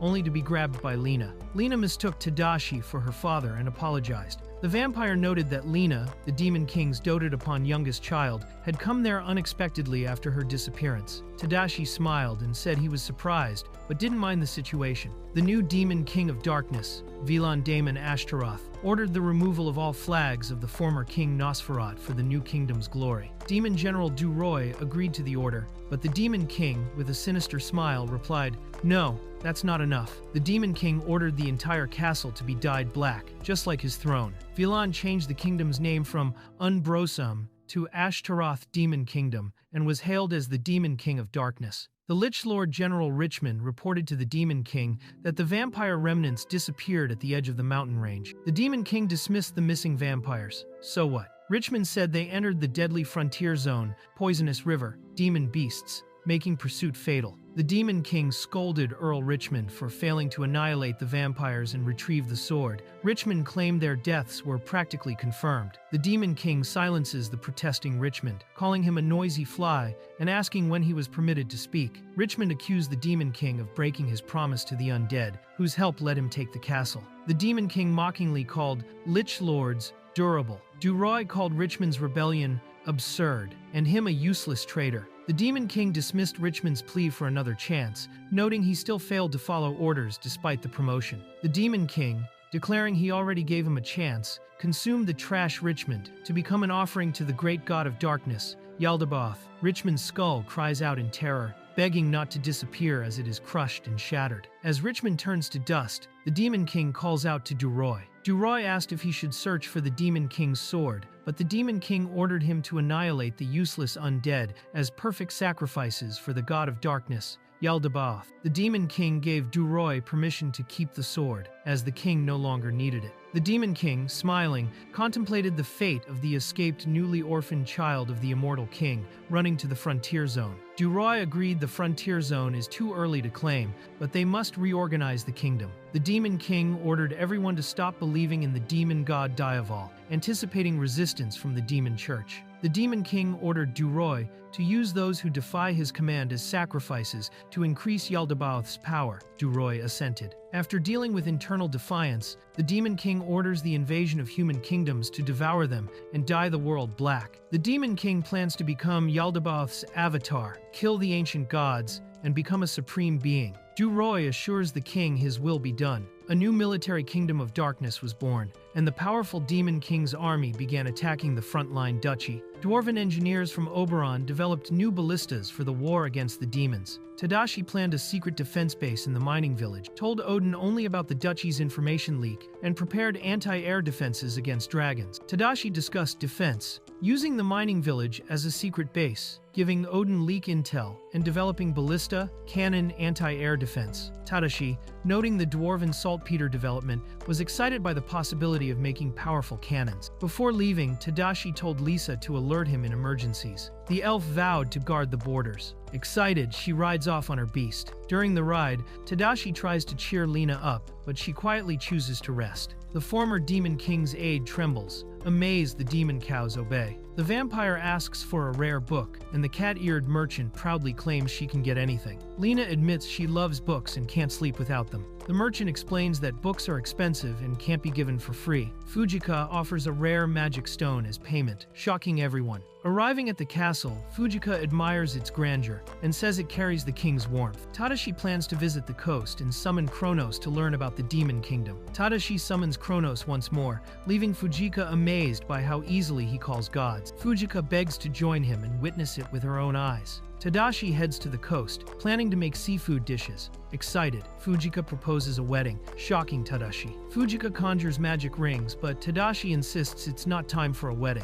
Tadashi gathers seafood and grows seaweed to protect the ocean. Tadashi grows seaweed again, only Fujika is still surprised. Tadashi gathers rice, miso, soy sauce, and sake for the feast. Tadashi plants rice using seeds supplied by the merchant Shinku. Tadashi is moved as the first golden rice blooms across his kingdom. Tadashi plans to make miso, soy sauce, and sake in his kingdom. The rice turns out perfectly cooked. Tadashi tastes the rice and feels moved by the flavor he longed for. After tasting the rice, Tadashi decides to offer it to the gods. Tadashi sets the offerings and calls upon Kronos. Kronos appears, wondering why Tadashi summoned him again. Kronos reports major political upheaval in the Demon Kingdom. Tadashi asks Fujika to explain everything to Kronos, and she nervously agrees. Fujika explains everything as Kronos listens carefully. Kronos notes that the black stars are unusual. Kronos suggests summoning the demon god, and Fujika reveals she already has his idol. The idol stays silent, unable to manifest. As Kronos speaks, other gods appear, calling out to Tadashi. Maya and Herkabard appear, teasing Kronos. The gods explain Dyaval's divine power has faded, leaving Kronos bewildered. Kronos complains about being ignored and bursts into tears. Tadashi asks Mia about unfaithful gods. The gods decide to tell Tadashi the truth. Maya begins explaining that the world started with goddess Arya and a few people. Maya reveals Arya welcomed beings from other worlds, including Kronos. Maya explains that she and her Cabarets came from other worlds to revive this one. The world grew unstable, so Arya planned to send powerful reincarnators to restore balance. Mia says Arya refused powerful reincarnators, but Kronos believed in Tadashi. Maya explains that some gods rebelled against Arya and were called the unfaithful gods. Maya reveals that the dark god, Yaldabaoth, seeks to take over the world. Kronos proudly says they need Tadashi's power. The gods entrust Tadashi with the mission to face the dark god. Tadashi agrees to protect the demons from the dark god's servant. Fujika asks that the vampires handle the mission in the demon kingdom. Fujika vows to protect the demon kingdom's believers. Tadashi agrees to help, and Fujika eagerly accepts. Kronos starts eating the offerings, annoying the other gods. The blacksmith god Vulcan appears, drawn by the wine. The gods end up drinking and eating together, praising the offerings. Maya gives in and starts eating too. As they eat, Kronos suggests Maya bless Tadashi, but she refuses. At Aldo Monastery, monks farm the land as a path to redemption. A knight is startled as the monk approaches. A cheerful girl named Matilda greets Odin. Matilda chooses to farm despite being under watch. Matilda asks why the strongest knight lost to a farmer. She declares that the strongest ones are farmers. Matilda reveals she still prays and keeps her holy sword alive. Filled with regret, Matilda vows to fight again if her kingdom needs her. Odin assures he'll still protect the duchy. Odin reveals the demon kingdom has fallen to a coup. Tadashi shelters orphans and exiles from the fallen demon kingdom. Odin says Tadashi sent supplies and their defenses stay ready. Matilda tears up upon hearing her father has recovered. Relieved, Matilda agrees to visit the front lines with Odin. Ashamed, Matilda resolves to thank and apologize to Tadashi. Matilda decides to thank Tadashi for saving her father. At the frontline castle, a cheerful subordinate greets the king. Tadashi thanks Shinku for handling everything. Tadashi greets Odin, curious about the girl beside him. Matilda kneels to apologize, but Tadashi quickly stops her. Tadashi forgives her and tells her to move on. Matilda grabs him, thanking him for saving her father. Tadashi notes the elixir even healed severe illness. Matilda is moved that Tadashi cares for the duchy's people. Matilda regrets her past, but Tadashi says fighting together is enough. Tadashi remembers he wants to introduce her to someone. Mia appears through the crystal to speak with Tadashi and Matilda. Knight Orseus bursts in, demanding an audience with King Tadashi. Tadashi agrees to hear Orseus out. Orseus accuses Tadashi of meddling, angering Mia. Tadashi calms Matilda and asks to hear Orseus out. Orseus accuses Tadashi of plotting to seize their land. Tadashi denies any ambition to seize the duchy and seeks peace. Orseus challenges Tadashi, and Aaron snaps in anger. Tadashi chooses to face Orseus himself. Orseus accepts, and Tadashi sets fair, friendly duel terms. Tadashi assures he'll fight without divine power. Orseus agrees to fight using only his own strength. They salute each other, and the duel begins fiercely. Orseus strikes suddenly, pushing Tadashi back. Tadashi struggles as Orseus attacks relentlessly. Orseus praises Tadashi but vows to push harder. Orseus charges fiercely, and Tadashi braces to block. Tadashi endures the blow as Orseus grows fired up. Orseus unleashes a fierce strike as Tadashi struggles to withstand it. Exhausted, Orseus wins, and Tadashi praises his strength. The soldiers cheer for Orseus's victory. Tadashi says he fought simply as a warrior. Tadashi says he's just a farmer and wants to join forces against their common foe. Orseus vows to repay by fighting beside. Tadashi thanks them as everyone cheers to fight together. The knights rally behind Tadashi, who downplays his achievement. Eren fumes while Shinku praises Tadashi's composure. Tadashi urges Eren to let go of resentment, and she agrees. Tadashi and the Duchy join forces against the new demon army. They laugh, noting Tadashi won without using divine power. Matilda praises Tadashi for his restraint and dignity. Tadashi praises Matilda and says he expects great things from her. Moved, Matilda says Tadashi is the only man she trusts with the Duchy. Matilda shocks everyone by proposing to Tadashi. Tadashi is stunned by her sudden proposal. Matilda repeats her proposal, firm and determined. Tadashi panics as Odin steps in. Odin brings up marriage, and Matilda snaps in outrage. Matilda glares, and Odin panics instantly. They picture the wedding, but no, it's not that simple. Matilda tries to explain, but Tadashi agrees without pause. Duke Zester appears with regal authority. Recovered, Zester rises to greet Tadashi. Zester calls Matilda and takes her hand. Zester comforts Matilda and praises Tadashi. Zester thanks Tadashi for saving him. Zester entrusts the Duchy's future to Tadashi. Ordis praises Tadashi as a worthy king. All pledge loyalty to Tadashi. Tadashi's left unsure how to answer. The Duke invites Tadashi to rest at the castle.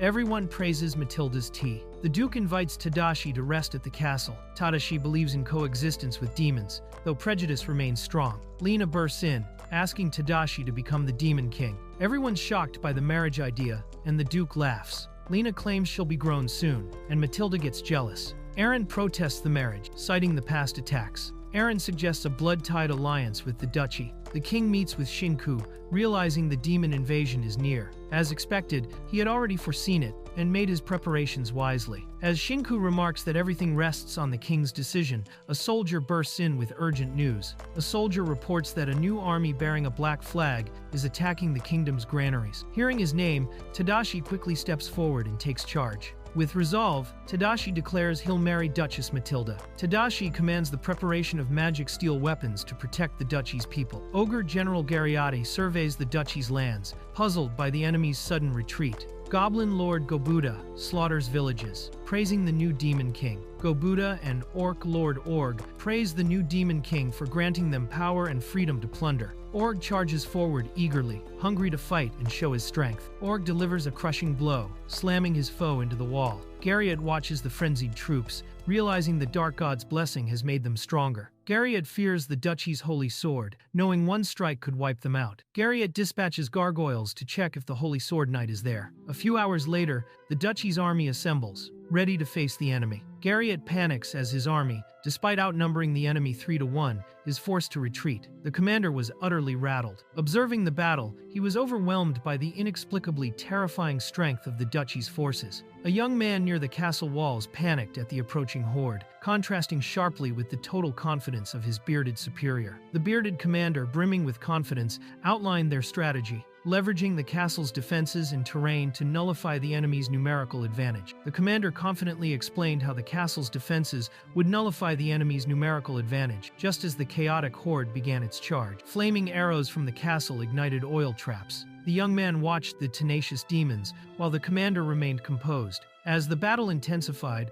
with flying projectiles and scurrying demons, the bearded commander, clearly thrilled, ordered his men into position for the next defensive action. The soldiers, armed with superior weapons, cheered enthusiastically, each man determined to kill multiple enemies in the easy battle ahead. In the rear kitchen, a man prepared for medical aid while a cook stirred a massive pot of food. Hungry soldiers devoured the demonic meat stew, instantly feeling renewed strength and laughing as they prepared to crush the enemy. The commander heartily devoured the onigiri, feeling instantly strengthened and praising the simple food. The young man smiled, satisfied with the meal's success. With satisfied soldiers surrounding him, the bearded commander smirked, knowing the endless guaranteed food supply was their ultimate defensive advantage. King Tadashi, before surprised soldiers, instantly used his blessings to grow and harvest an entire field of food and medicinal herbs. With rare elixirs mass-produced and elves, beastmen working the fields, the bearded commander recognized the transformation as a true industrial revolution. The bearded commander watched the determined young monarch, tool in hand, recognizing him as the only person capable of stabilizing their chaotic world. Staring at the freshly sprouted field, the bearded commander expressed concern, cautioning that the demon's power must not be underestimated. As the horde of demons geared up for a desperate all-out assault, the bearded commander explained the gravity of the situation, leaving the young king looking highly tense. The bearded commander, patting the tense king's shoulder, smiled and assured him the enemy's attack would guarantee a swift victory. The bearded commander, proclaiming victory, marched back to the fight. The Duchy's army roared, their industrial superiority guaranteeing battlefield dominance. The decisive battle drew near. A powerful warrior, mounted atop a charging dragon, led the offensive. In the chaos of battle, General Gariate, mounted on his dragon, stared in utter disbelief at the utter failure of the offensive. Three enemy commanders panicked, staring in fear at the imminent defeat and the total annihilation of their army. A winged subordinate reported that the enemy general was a man. The commanders, dreading the Demon King Vilan's merciless punishment for defeat, recognized the catastrophic stakes. The enraged demon general, determined to salvage the battle, decided to personally lead the final desperate assault from the front lines. The demon commander roared, inciting his troops to follow his bloody charge, sparking a desperate, hopeful cheer from the soldiers. The demon general, mounted on his dragon, charged with a gigantic spear, fighting desperately for his tribe's survival. The bearded commander smiled in triumph. The demon general and his dragon were instantly caught in a trap, quickly surrounded and attacked by the infantry. The demon general was caught in an ambush, as the shocked Duchy commander watched his troops attack with dragon-cutting steel. The enemy commander, recognizing the Duchy's overwhelming power, desperately ordered the ogre commander to charge, accepting their unavoidable defeat and death. Ogre General Gariati and Diamond Knight Oridus faced off, both recognizing the other as a worthy battlefield opponent. The Ogre General and the Diamond Knight clashed violently. Amid the exchange of powerful blows, the bearded knight admired his opponent's fierce strength. The ogre general landed a powerful spear strike on the diamond knight. He staggered, but his holy armor remained miraculously intact. The enemy was stunned. The diamond knight endured the spear strike thanks to his armor, instantly using the opportunity to ready his decisive counterattack. The enemy general was stunned by the Duchy's power. The diamond knight used the ambush, shattering the demon general's spear and sealing his defeat. The demon general, defeated by the diamond knight, saw King Tadashi appear before him on the battlefield. The demon general attacked King Tadashi. The king, armed with a hoe, smashed the ground, instantly countering the aggression. King Tadashi appeared before the demon general and shattered the enemy's spear with a single blow from his hoe. The demon general attacked King Tadashi, recognizing his divine power as the war's turning point. The king shattered the general's spear with a hoe. The demon general attacked King Tadashi, recognizing his divine power as the war's key. The king shattered his spear with a hoe, ensuring the final defeat. King Tadashi appeared before the defeated demon general, who attacked. The king shattered his spear with a hoe and warned him the next blow would be fatal. King Tadashi shattered the demon general's spear with a hoe, then displayed a symbol identical to the demon king's, unilaterally declaring the war over. King Tadashi shattered the demon general's spear, showed a symbol matching the demon king's, declared the war over, and brandished the demon lord's crimson lotus sword. King Tadashi shattered the demon general's spear, showed a symbol matching the demon king's, and ended the war, promising protection to the demon god's followers. King Tadashi, shocking the demon general, vowed to defeat Demon King Vilan with Princess Lina, demonstrating his resolve to unify the world. King Tadashi promised to defeat Demon King Vilan with Princess Lina, sealed peace, and offered a truce to General Gariat. Tadashi stops the fight and calls for a ceasefire to save the ogres. The general agrees, and both sides know the war must end. Tadashi acknowledges the risk and declares he's ready to face Demon King Vilan. The general regrets the new Demon King isn't like Tadashi and bids farewell, knowing they'll never meet again. The war against the Demon King's army ends in a decisive victory. Tadashi is shocked to see Matilda fighting as a regular soldier. Shinku and Matilda win with a fast, brilliant strategy. Matilda thanks him, but Tadashi says she's exaggerating. They praise Tadashi, but he humbly downplays the credit. The king praises Tadashi, and the Duchy offers him a gift in thanks. The Duchy halts its mines, and Shinku asks to take over the operations. The king lets Shinku manage the mines, trusting her completely. The king asks Tadashi for one more favor. The king asks Tadashi to have children with Matilda. Tadashi refuses to be king, wanting a simple life, though the king insists. The king tells Matilda to win Tadashi's heart and bear his children. Tadashi laughs at the king and is called for dinner. Tadashi celebrates their victory and his engagement to Matilda. Tadashi serves lager beer, surprising the king. The king insists on drinking, ignoring the warnings. The king complains about not getting a drink. Demon King Villain gathers his generals to discuss the war. The king praises the general, who struggles to show his strength. The generals blame Garriott for making peace with the enemy. Villain takes the blame for the defeat for appointing Garriott. Villain kills the traitor and orders the purge of orcs and goblins. Villain watches Tadashi's rise, praises Garriotte's loyalty, and offers him a reward. Garriott asks protection for his clan, and Villain grants his request. Garriott dies, entrusting his clan to his son, and Villain calls him weak. Villain scorns the weak but allows the ogre clan to live. Villain grows interested in the frontier king. Villain learns Tadashi is also a reincarnate with divine blessings. Villain plans to strike Tadashi using dragon forces. Villain vows to rebuild his army and claim the world. Tadashi smiles and toasts to his unchanging fate. After the war,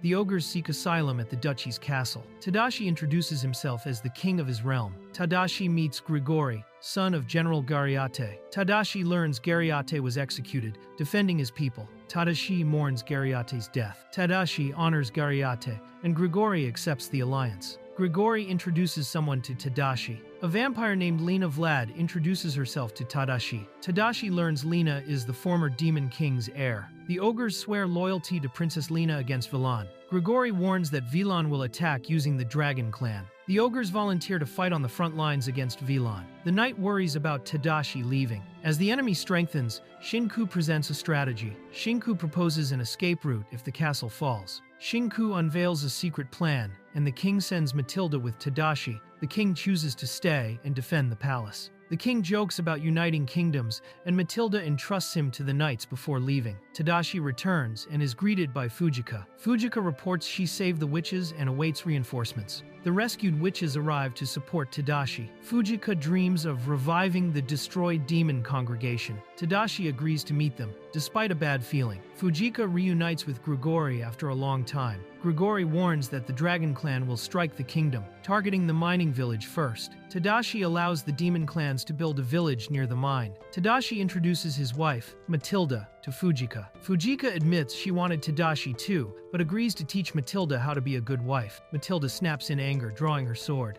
Aaron bursts out, rejecting Tadashi's marriage to Matilda. Aaron reveals Mal's late husband was killed by the Duchy army. Aaron condemns Matilda, swearing never to forgive her for the fallen. Matilda kneels, apologizing sincerely despite knowing forgiveness won't come. Aaron yells at Mal, who calmly asks her to listen. Mal reminds Aaron that demons too brought suffering to their islands. Mal points out that everyone fought and killed to protect their own. Mal confesses her grief, yet chooses Tadashi's path of peace over revenge. Aaron charges at Matilda, seeking release through a duel. Tadashi sighs, wondering why everything ends in a duel. Mal notes that warriors only settle things through fighting. Aaron and Matilda clash fiercely in combat. Matilda scolds Aaron for fighting with anger. Matilda overpowers Aaron, forcing her back. Aaron struggles, yet Matilda stays in control. Aaron strikes in fury, yet Matilda praises her skill. Aaron grasps Matilda's lesson. Aaron likens battle to slicing meat and strikes. Matilda suddenly asks Aaron's age mid-fight. Aaron yells, "She's 15."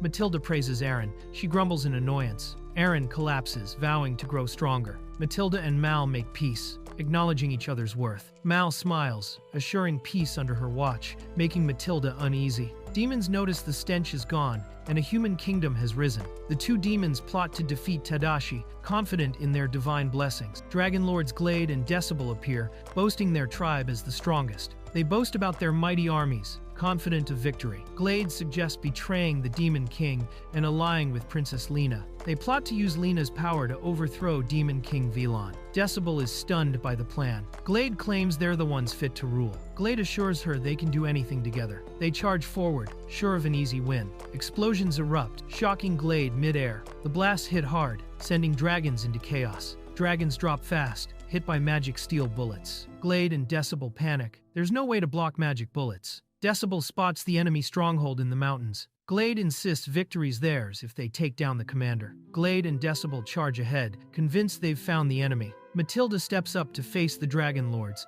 declaring herself their opponent. Aaron reveals a 4-star blessing from the God of Heroes. Glade unleashes his radiating dragon lightning sword in anger. Matilda parries the strike fiercely, warning them not to underestimate the Duchy Knights. The dragons are shocked, realizing the man holding the hoe is none other than the legendary farming king, Tadashi. Decibel resolves to take down the commander herself. A massive wolf emerges, growling menacingly at Decibel. Terrified, Decibel realizes the wolf is Fenrir. Fenrir lunges forward, catching everyone off guard. Fenrir snaps at Glade, throwing everyone into panic. Panicking, Decibel surrenders to save Glade. Fenrir spits Glade out, soaked but safe. Glade is rescued, and Tadashi urges them to call off the attack. Decibel yells, commanding the dragons to fall back. Tadashi praises Kururi as the dragons retreat, recalling they fear Fenrir's. Long ago, even the mightiest dragon fell to a Fenrir's bite. Tadashi realizes dragons fear Fenrir's, revered as divine beasts. Terrified by the Fenrir, the dragons surrender to Tadashi. Frightened, the dragon pair switches sides to avoid being eaten by Fenrir. Glade and Decibel introduce themselves as 5-year-old dragon and wyvern lords. Tadashi confirms their names, surprised that such young girls are fighting on the battlefield. Tadashi thinks that even if teens fight, the truth is more complicated. Decibel shocks everyone by revealing he's actually a boy. Glade clarifies the mix-up, stating she's a girl. Tadashi freezes in total shock at the revelation. Embarrassed, Tadashi laughs it off and tries to play it cool. Glade asks to drop the honorifics, leaving Decibel flustered. Tadashi feels uneasy at Decibel's oddly seductive demeanor. Tadashi agrees to address them their way, realizing it's normal in this world. Tadashi feels he's slowly adjusting to this world's ways. The kingdom takes minimal damage and gains the dragon army as allies. Tadashi praises the progress, as Oberon and the dwarves proudly celebrate their work. Tadashi praises the magic steel guns and cannons for securing their victory. The dwarf mentions imperial blueprints and past work, making Tadashi suspect another reincarnated person. Tadashi praises Oberon's skill, but the dwarf insists the task was easy. Oberon thanks Tadashi for the magic steel weapon's success. Oberon notes Tadashi was the one who made gunpowder possible. Tadashi reveals his farming blessing made saltpeter production possible. Tadashi and Oberon praise the magic cannon's power and their teamwork success. Tadashi examines the cannons, proposing to turn them into tanks pulled by demonic cows. Tadashi suggests using demonic cows to move cannons, earning Oberon's praise. Captain Grigori thanks them for joining the front lines against the dragons. Grigori praises the dragon army for minimizing damage, and Tadashi assures they're safe now. Grigori is shocked to learn Tadashi keeps a Fenrir as a pet. Moved by Tadashi's power, Grigori vows loyalty, recalling his father's dying wish to follow him. Grigori vows to do his best and heads off to finish his duty. With the war over, Tadashi returns to the imperial castle and is warmly welcomed. Tadashi enjoys his win as the girls mention sharing good news despite the war. Tadashi senses something's up as the girls nervously prepare to share news. The elf shyly confesses she's pregnant with Tadashi's child. Stunned, Tadashi asks if Isolina's serious. She softly says, yes. Tadashi freezes. He's going to be a father. Tadashi, stunned,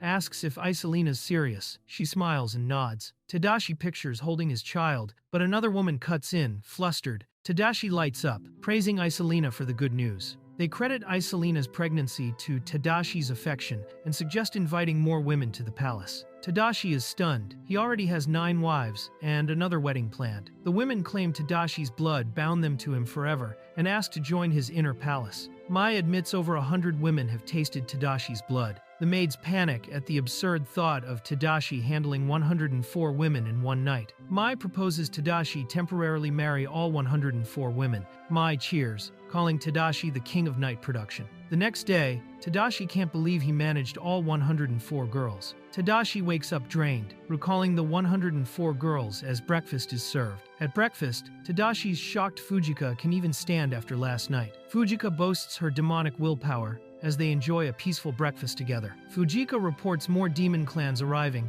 and Tadashi prepares to greet them properly. Mai explains how she keeps Tadashi in check, and Fujika thanks her for the support. She trusts her to manage the palace, and wants to start slowly, while the boy isn't sure he should be listening. The sister arrived, and he asked if she was from the demon church. She introduces herself as Banksia, and thanks him for protecting the demons. He praises her, saying she's very sensible. He admits his prejudice, and introduces himself as Tadashi Ono. She asks to be called Sia, and he asks how to strengthen Devil-sama. She explains that the ruined temple weakened the god's power. He suggests rebuilding the temple, and she asks for a moment. She says the temple needs rare marble, making rebuilding hard. She insists on luxury and marble, but Tadashi thinks sincerity is enough. Tadashi asks for help, and Shinku says it'd take a month by ship. They realize they already have marble. She points out the marble nearby. Tadashi's shocked, the marble was right there. They realize the marble was brought because of Isolina's demand. Sia praises the marble, saying it's perfect. They decide to use the marble and start building the temple. Tadashi trusts the team and closes the matter. Sia asks to talk in private, but Tadashi hesitates. Tadashi feels uneasy as Sia brings up that he let vampires drink his blood. Sia explains that succubi need to suck blood too. Sia teases Tadashi as the king of nightly productions,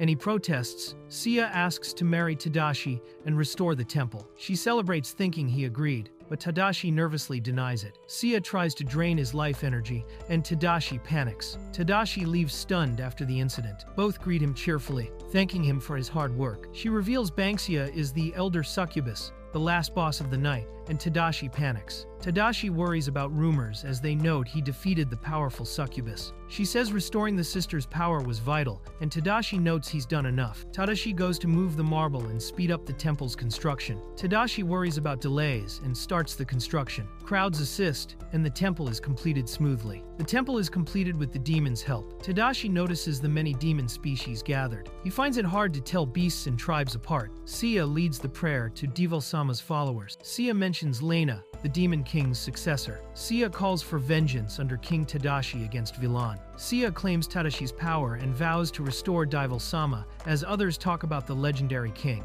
The rumors spread, and everyone cheers for Tadashi as the king of nightly productions, leaving him panicked. Tadashi calls upon Kronos, the god of agriculture. Kronos appears, praising the temple. Tadashi greets him excitedly. Kronos entrusts Sia with the ritual to summon Devil. Sia prays and summons Devil-sama. Sia prays before the gathered crowd. Kronos begins the ritual to manifest Devil. Devil appears amid a brilliant light. Devil thanks Tadashi for his efforts. Devil praises Banksia's guidance and vows to fight Yaldabaoth. Devil asks for the Demon King's sword, and Tadashi presents it. Devil commands Lena to inherit the Demon King's power. Devil commands Lena to restore the land and become the new monarch. Tadashi asks if Lena can fight. She's told to have natural talent. Devil trained Lena, yet they say the sword suits Tadashi better. The Hellfire sword holds Nosferat's hatred, and Lena realizes it's her father's will. Nosferat's final wish was to protect Lena. Devil says only Lena can inherit the sword and throne. She warns Lena's power alone won't ensure victory over Villain. Devil says he has a plan and tells Tadashi to call Herkabaritz. Herkabaritz is summoned amid shining light. Matilda appears, and Herkabaritz greets her. Herkabaritz tells Matilda to join Lena and defeat Villain. Matilda vows to obey, even at the cost of her life. Devil asks if Lena is ready to fight. Tadashi asks, and Lena vows to avenge her father. Tadashi promises to support Lena's choice. Lena hugs him tearfully, calling him father. Tadashi encourages Lena, saying they'll win together. Devil hands the Hellfire sword to Lena. Tadashi realizes they now surpass Villain's power. Kronos tells Tadashi to summon Maya, the god of wisdom. Maya appears, and Kronos teases him. Kronos teases Maya, who grumbles back. Maya grants Tadashi his divine blessing. Maya touches Tadashi's forehead to bless him. Tadashi feels the blessing's power. Tadashi's vision clears, seeing a new world after the blessing. Maya grants Tadashi the invisible eye of God. Mia says it'll help against Villain, and Tadashi thanks him. Maya declares Tadashi his follower. Maya urges Tadashi to use his mind to win. Maya boasts, and Kronos replies dismissively. Kronos teases, and Maya replies tiredly. Maya reveals Tadashi is an unusual reincarnate. Kronos says Tadashi kept his body out of necessity. Kronos reveals Tadashi's original body was destroyed. Arya remade Tadashi's body from his soul's form. They realize Arya remade Tadashi young for farming. The gods empowered Tadashi further with united blessings. They realize Tadashi became too strong, able to summon gods. Maya asks why Kronos granted Tadashi so much power. They explain divine blessings can't be revoked, so Maya hesitated. Tadashi vows to use his powers the right way. They believe Tadashi is the savior chosen by Arya. Kronos laughs, as the gods argue about the power of friendship. Maya warns the enemy won't come unprepared. The gods entrust the world's fate to Tadashi. Maya and Kronos argue over who Tadashi should follow. The gods make peace and follow Tadashi.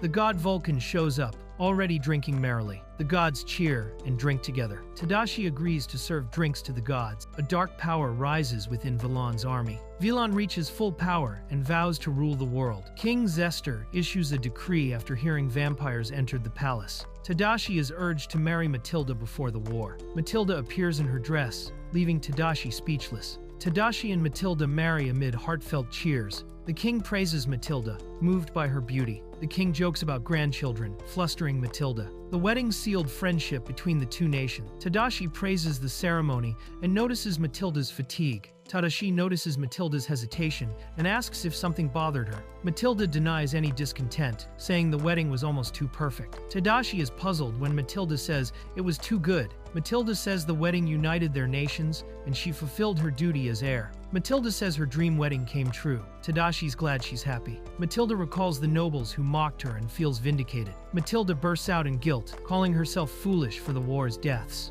Matilda weeps, believing she doesn't deserve happiness after her war mistakes. Tadashi comforts her, saying he understands her burden. Tadashi eases her guilt. Matilda protests he's too kind to her. Matilda yells that his kindness feels like punishment. Matilda cries, begging Tadashi to punish her if he wishes. Matilda kneels, asking him to look down on her. Tadashi asks her to rise. Matilda recalls her parents' heroic legacy. Tadashi hesitates, about to reply. Matilda cries, calling herself a criminal for her mistakes. Matilda blames herself, saying her only worth is bearing an heir. Tadashi looks stunned. Tadashi says he's not perfect, and that they're not so different. Tadashi praises Matilda as a leader. She's left speechless. Tadashi says he seeks others' advice, and asks if Matilda does too. Matilda admits she ignored Odin's warnings. Matilda admits she bore everything alone. Tadashi says he understands and urges her to share the burden. Tadashi says he lives thanks to his friends. Each supports him in a vital way. Tadashi smiles, admitting his wives are all more talented than him. Tadashi asks Matilda to support him as his wife. Matilda doubts herself, but Tadashi tells her not to give up yet. Tadashi tells Matilda to open up and share her worries like he does.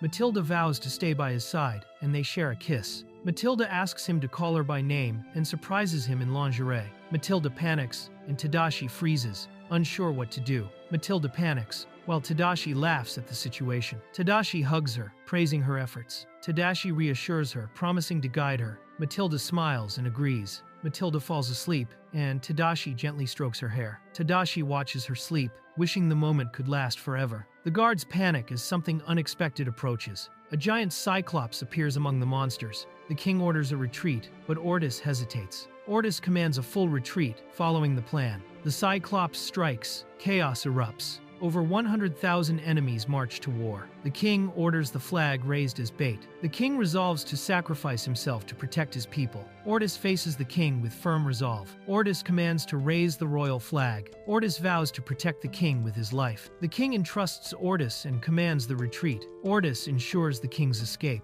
Ortis is ambushed by beasts and realizes his mistake. Ortis fiercely battles the beasts. Ortis struggles to defend the carriage from the Cerberus. Ortis faces the raging Cerberus. Ortis is shocked as dragons appear in the sky. Dragons appear roaring in the skies. Ortis realizes even his men couldn't withstand an air assault. The soldiers panic as dragons approach, but Tadashi's banner waves, proudly revealing the beasts, are King Tadashi's allies. The troops gasp dragons as allies. The commander grins, relieved to have such mighty partners. The knight introduces himself as Orus, protector of the Duchy, and says the king is inside the carriage. Tadashi nods, and an awkward silence fills the air. She delivers Tadashi's command. The army must retreat to higher ground at once. They take the front, vowing to protect everyone with their dragons. The commander realizes the dragons will strike from above, without disrupting the plan. Impressed by the plan, Orus orders the retreat and thanks them. Orus raises his sword, commanding the retreat under the dragon's protection.